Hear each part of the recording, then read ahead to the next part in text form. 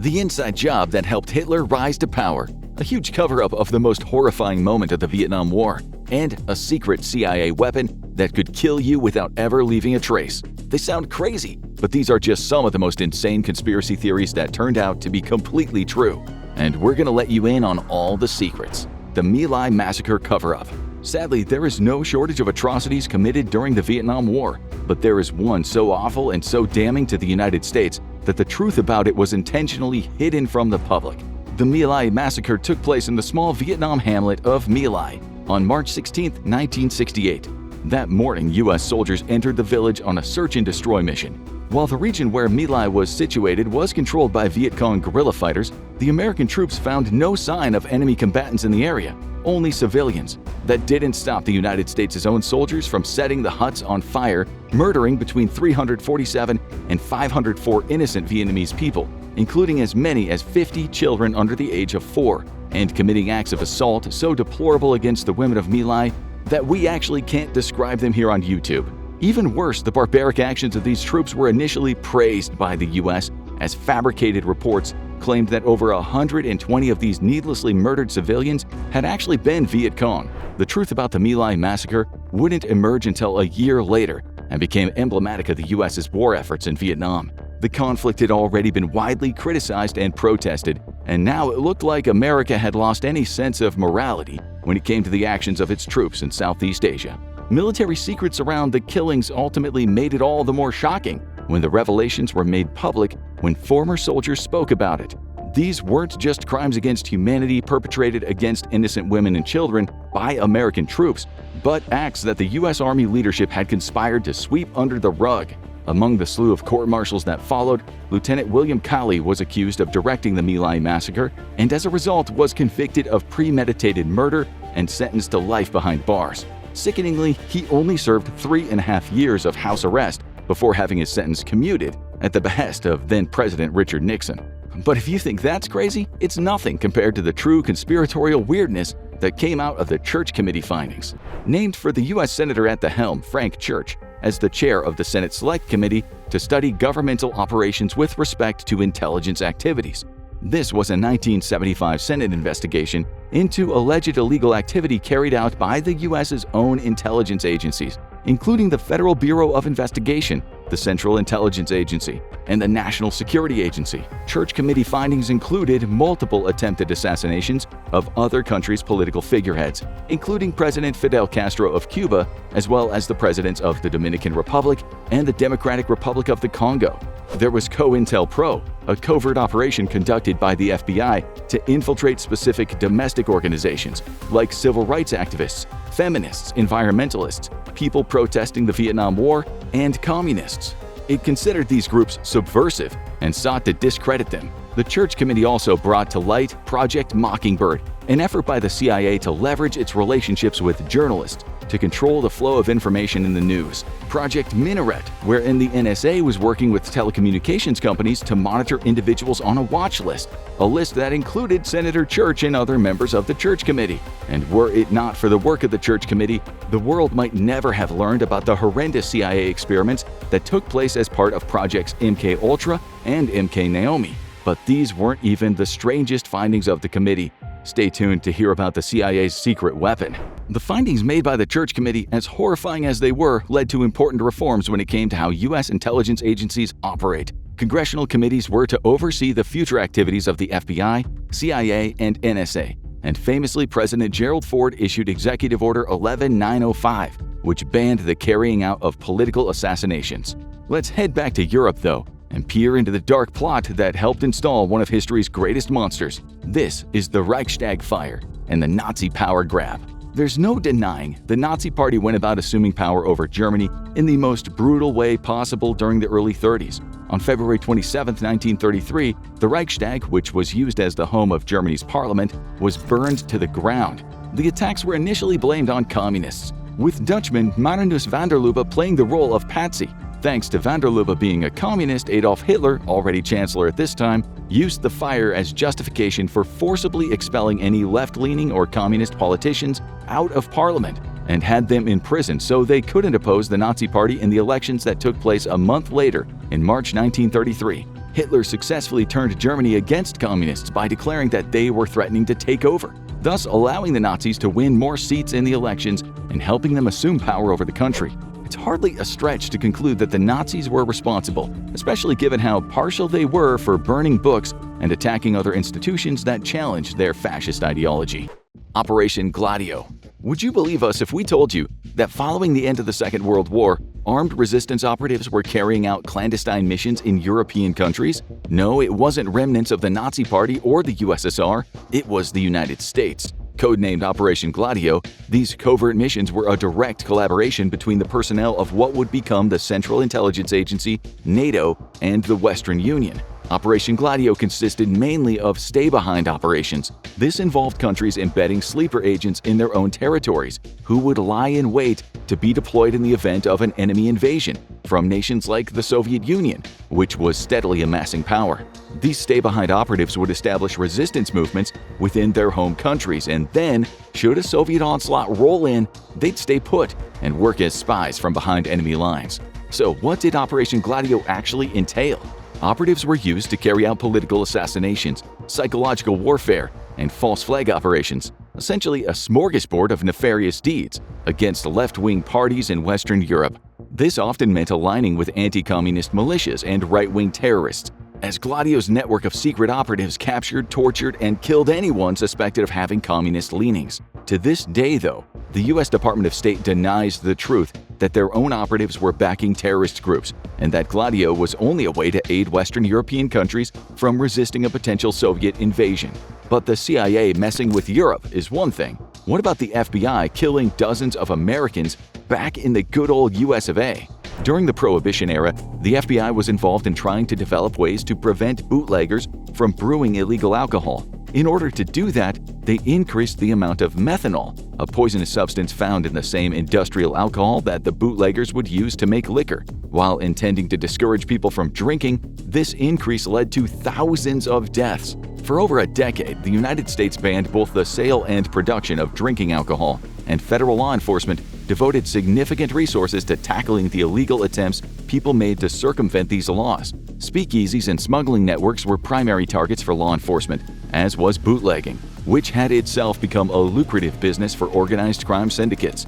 But the moment one operation was busted, another quickly appeared to take its place. To limit the publicly available supply of alcohol, law enforcement and federal regulators devised a new strategy. As bootleg alcohol was typically produced by distilling industrial alcohols, U.S. officials figured that if it became legally mandated that toxic additives had to be included in these products, then they could cut off the supply before consumption.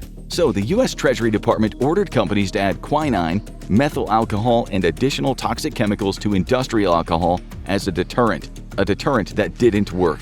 On Christmas Eve of 1926, 60 people were admitted to Bellevue Hospital in New York as a result of poisoned alcohol, 31 of which died in the next few days. Many had inadvertently consumed methanol, industrial-strength alcohol that was illegal under federal law, but extremely poisonous. And that's just a snapshot of the staggering number of deaths that occurred as a result of alcohol poisoned by these chemicals.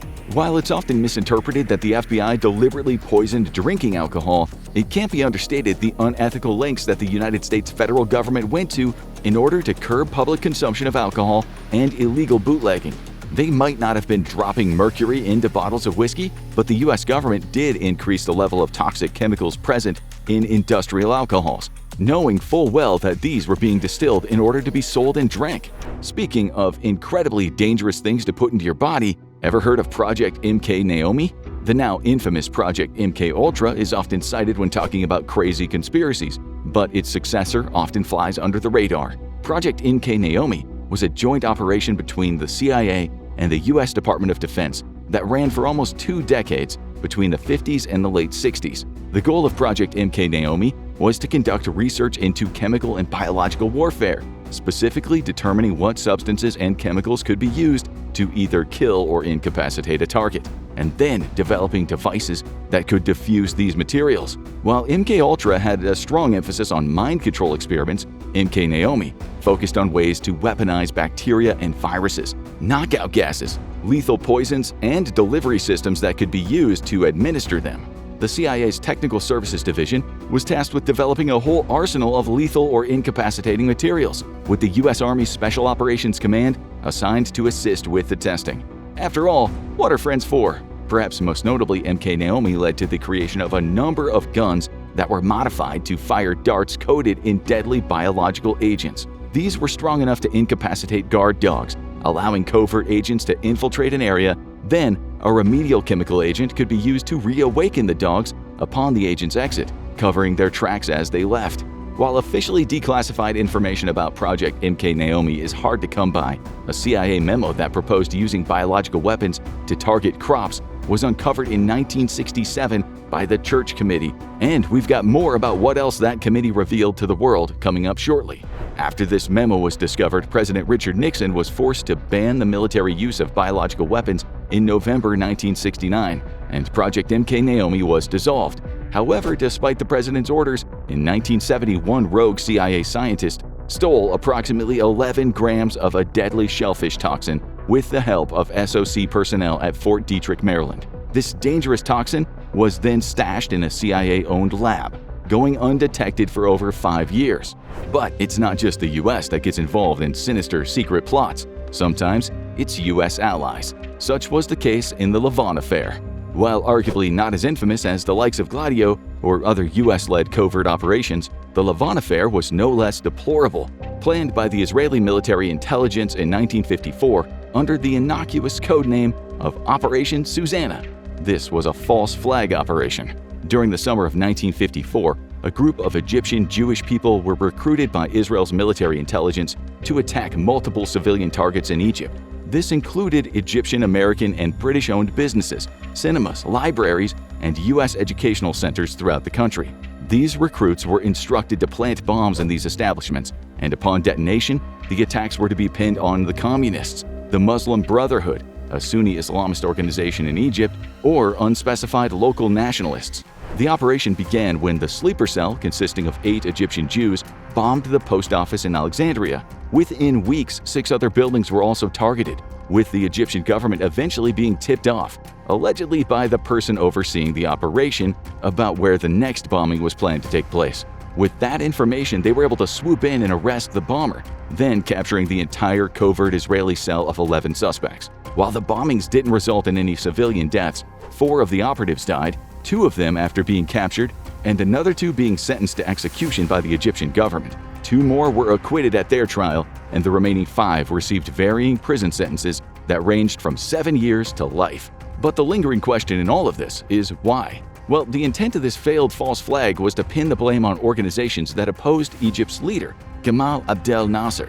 It was hoped that the subsequent chaos would convince Western governments that Nasser's regime over Egypt was unstable, and therefore prompting those nations to withdraw any financial or military support. After the operation failed, Israeli Defense Minister Pinhas Lavon was implicated in orchestrating the bombing attacks and was consequently forced to resign, leading to the incident being referred to as the Lavon Affair. Israel continued to publicly deny that they had any involvement in the Lavon Affair until as recently as 2005. The surviving Egyptian agents who had been involved in the attacks were awarded certificates of appreciation by the President of Israel, Moshe Katsav, the covert agent equivalent of a participation medal. But that isn't the last piece of military subterfuge we've got in the docket today.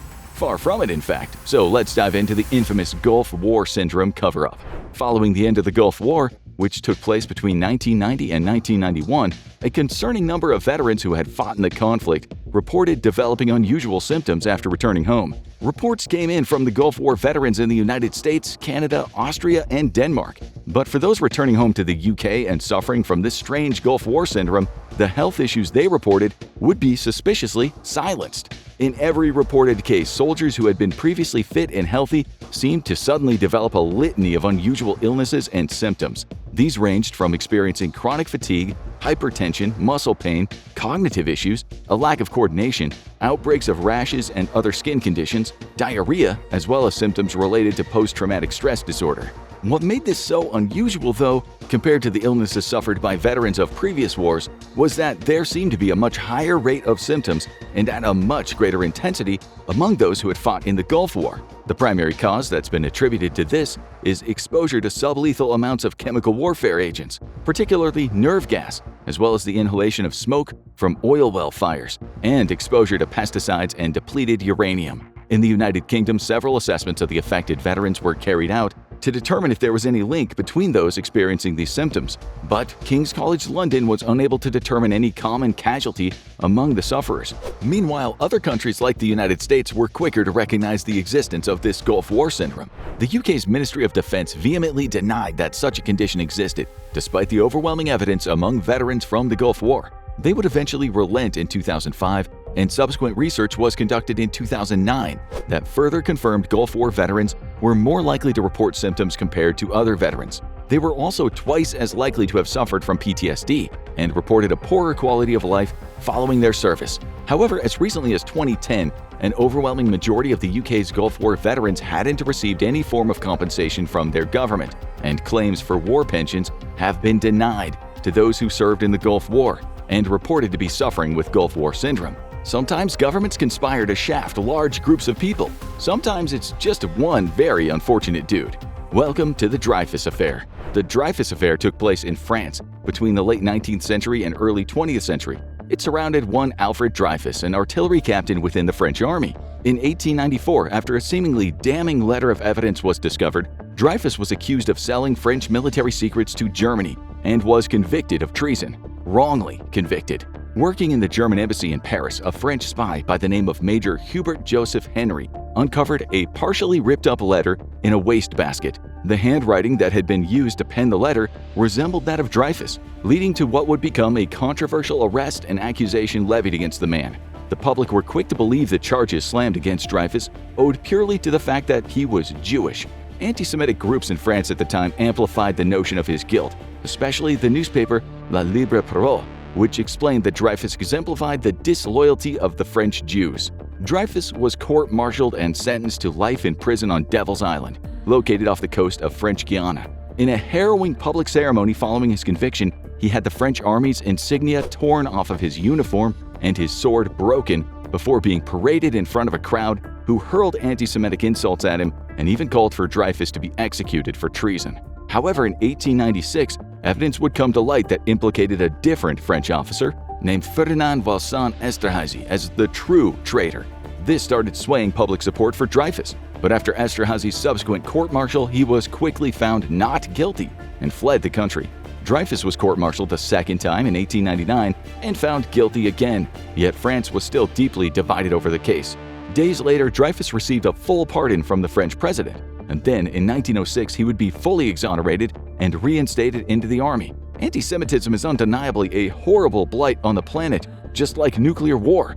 And what do we have to thank for that? The Manhattan Project, of course. In a post-Oppenheimer world, almost everyone's heard of the Manhattan Project, the infamous World War II collaborative research and development program between the United States, United Kingdom, and Canada that produced the very first nuclear weapons, irreversibly altering the course of history. Between 1942 and 1946, the project resulted in two distinct types of bombs: the Thin Man, a fission-based nuclear weapon, and the Little Boy, the more complex implosion type of nuclear weapon, both designed by nuclear physicist and destroyer of worlds himself, J. Robert Oppenheimer. But at the time, public knowledge about the Manhattan Project was severely limited. The goal of security officials linked to the Manhattan Project was to keep word about the development of atomic bombs from reaching Nazi Germany and their Axis power allies, in particular Japan, who would suffer the first ever nuclear attacks in history as a direct result of the Manhattan Project.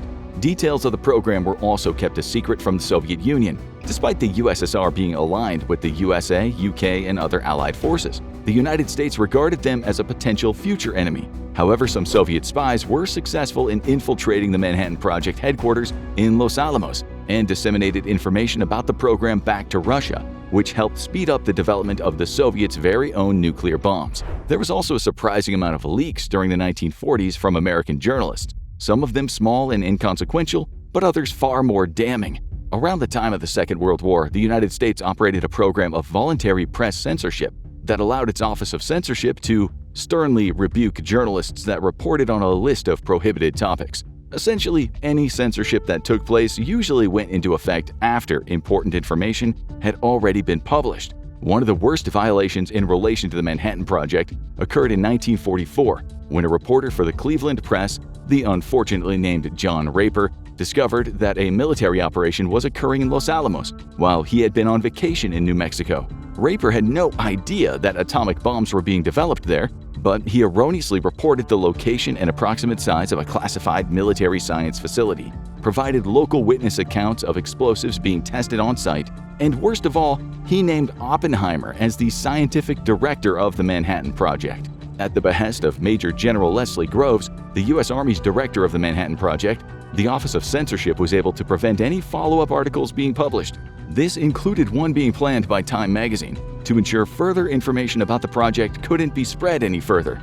Groves also considered drafting John Raper in retaliation for his article, only relenting when he learned that the journalist was in his 60s and hardly at a prime age to be forced into military service.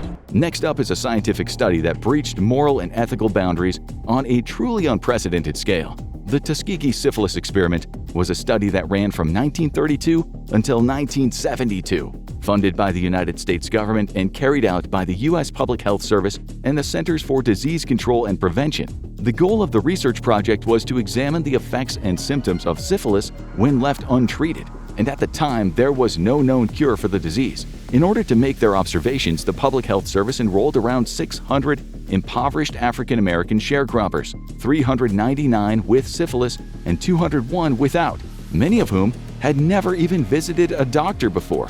They were enticed by an offer of free medical care. However, the people behind the study intentionally refused to explain what exactly they were examining in the men that would unwittingly become the test subjects. Those participating in the Tuskegee experiment were falsely told that they were being treated for bad blood, a colloquial, non-specific term used in the area to describe a number of different ailments. The participants were given placebos such as aspirin and mineral supplements and then told this would treat their condition. However, some 15 years into the study in 1947, a treatment for syphilis was discovered in the form of penicillin. The Public Health Service neglected to tell these men the truth at any point, nor did they offer the widely available antibiotic, which had since become the standard treatment for syphilis. In fact, the researchers offered no medical care to these men as their condition progressed, even as some of them started to go blind, suffered other severe health problems, or even went insane due to syphilis. Over the course of the study, 28 participants passed away due to syphilis, and a further 100 died from complications linked to the disease. 40 of the participants' spouses were also diagnosed with it, and it had been passed on to almost 20 children. A year after the story broke and sparked public outrage, Congress held multiple hearings looking at the Tuskegee experiment. In 1974, the surviving participants of the unethical study, along with the families of those who had died, received a $10 million settlement, and new guidelines were put in place in order to protect human subjects. And that was totally the last time the U.S. was ever involved in a sinister cover-up. Okay, we lied. That sentence in itself was a cover-up. Gotta earn those secretive U.S. government checks somehow. Adding yet another U.S. political scandal to the list, the Iran-Contra affair saw the United States National Security Council becoming involved in several secret arms deals without knowledge or approval of Congress. As a matter of fact, these transactions were outright banned by Congress and violated the government's own policies. Through the NSC, the U.S. traded missiles and other weapons to free American hostages in Lebanon, as well as channeling funds to support an armed conflict that was occurring in Nicaragua. The Iran-Contra affair was so controversial that it even threatened to topple the president of the U.S. at the time, Ronald Reagan. After Reagan, a Republican, took office, his political reach was limited by a Democrat majority in the House of Representatives and the U.S. Senate. But one of his major political platforms had been to back the numerous anti-communist insurgencies that were operating around the globe, something that the Democrats wouldn't support. In fact, they actively brought up in legislation to limit the influence the CIA and the Department of Defense had on foreign conflicts. At the time, both Iran and Nicaragua had undergone significant changes to their regimes, with the former toppling their pro-Western government, replacing it with an anti-U.S. Islamic fundamentalist one. Meanwhile, the latter was now under the control of the leftist Sandinista government, who Reagan and his administration feared would allow communism to spread into Central America. So, without the approval of Congress, financial and military support was offered by the U.S. to the Contras. the counter-revolutionary forces that were attempting to overthrow Nicaragua's left-wing government. They attempted to pull off a similar strategy in Iran. However, things were complicated when the Iran hostage crisis took place, during which Iranian-backed Shiite terrorists took a number of American diplomats and private contractors hostage. In order to secure the release of the hostages, the NSC engaged in an arms deal with Iran, with plans to also channel the funds from that deal to the Contras in Nicaragua. These illegal arms trading activities were discovered in November 1986, when a plane that was carrying supplies to the Contras was shot down by the Sandinistas, and the pilot was taken prisoner. Naturally, a public uproar quickly followed in the US once this was brought to light. But that is nowhere near as freaky as what went on in Operation Midnight Climax. While MK Ultra's name lives in infamy, the codename of Operation Midnight Climax is often forgotten about.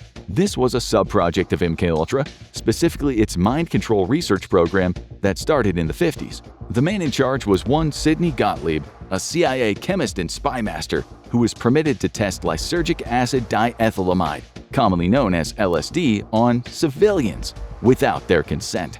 Gottlieb was also that rogue CIA scientist we mentioned who stole all of the shellfish poison earlier. Yep, that'll be relevant later. Anyway, back to Midnight Climax. The CIA paid escorts to lure their clients to safe houses where they were then administered with a wide and dangerous array of substances without their knowledge and observed from behind one-way glass. The unwilling participants were then pressed to reveal personal secrets, fed subliminal messages to make them carry out actions involuntarily, including seeing whether under the influence of LSD they could be convinced to carry out assaults, robberies, and even assassinations. The goal was for the CIA to determine if brainwashing was possible and how to gain control over the minds of enemy spies. They also wanted to test whether LSD could be used during interrogations and combined the drug with intense isolation, dosing subjects and then keeping them confined and alone for months at a time, with hardly any food or water. Hundreds of federal agents and scientists took part in these unethical experiments on innocent people before Operation Midnight Climax and the rest of MK Ultra was shut down in the 60s. But we know what you've all been waiting for, that deranged CIA secret weapon. Arguably, one of the most infamous and unusual findings of the Church Committee was the CIA's very own heart attack gun. This secret weapon wasn't just a concept either, it was very real and used in multiple assassinations. It worked by firing a small poison dart filled with frozen shellfish toxin. I wonder where they got that. And that would then trigger a heart attack in its target. The darts could easily pierce clothing and would be hardly felt by the target, leaving little more than a small red dot on the skin. The darts would completely disintegrate when entering the target's body, leaving little trace and allowing the poison to rapidly enter their bloodstream, causing a fatal heart attack. After death, the poison denatures quickly, meaning the detection in an autopsy is next to impossible, causing the death to be chalked up to completely natural causes. The existence of this almost fictitious-sounding weapon was revealed during the Church Committee's investigations and was verified by congressional testimony on the CIA's many rogue espionage activities. You can even find photos of Senator Church himself holding the infamous heart attack gun. Now check out inside the CIA's terrifying sleep room, or watch this video instead.